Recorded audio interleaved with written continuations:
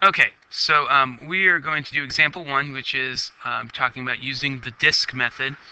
So it asks us to find the volume of the solid formed by revolving the region bounded by the graph of f of x equals the square root of sine of x and the x-axis from 0 to pi, all about the x-axis. The first step with any of these problems is to make sure that you have an understanding of exactly of the picture of exactly what you're doing. So we are going to graph this. Okay, and so we're trying to graph the square root of the sine of x. Well, so if you think about it, if we're going from 0 all the way to pi, so the sine of pi, and this is y equals the square root of the sine of x. The sine of 0 is 0. The sine of pi is also 0.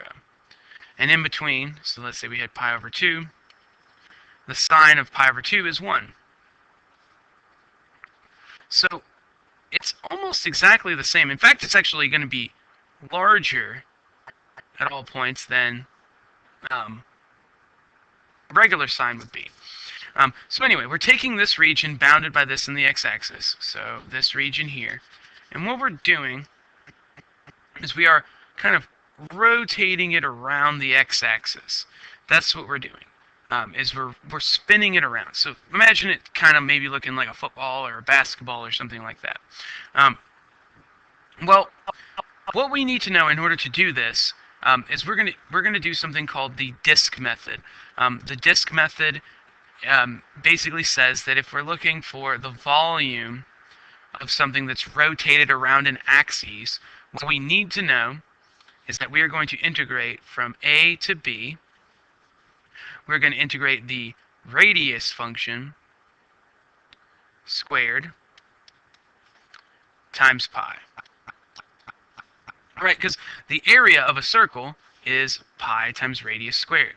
And so that's what we're going to do for our value here. Now, what a lot of people do is they take this pi and they move it out to the front, which is absolutely fine. So they just tack it on at the end.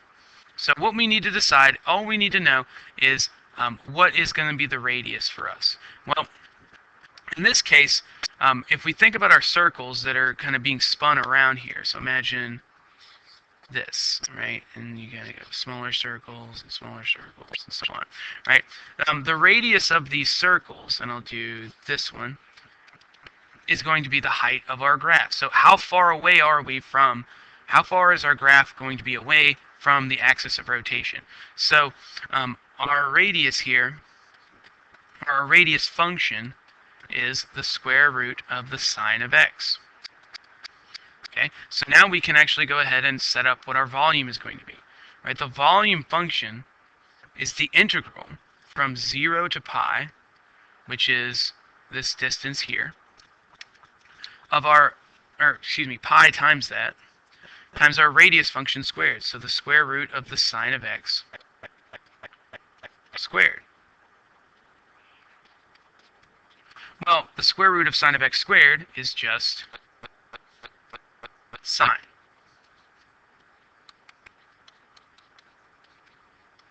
So we're at the point now where we can just evaluate this.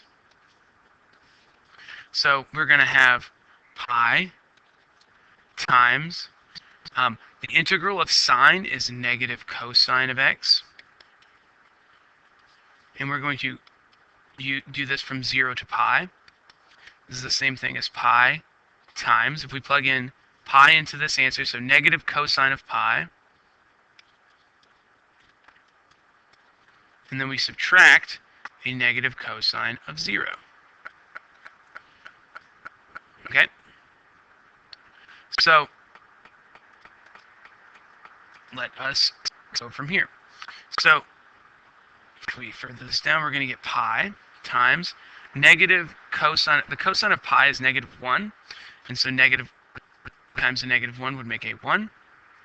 And then the cosine of 0 is also, its cosine of 0 is 1. we have this negative makes it a negative 1, and then this negative makes it a positive 1. So we are left with 2 pi.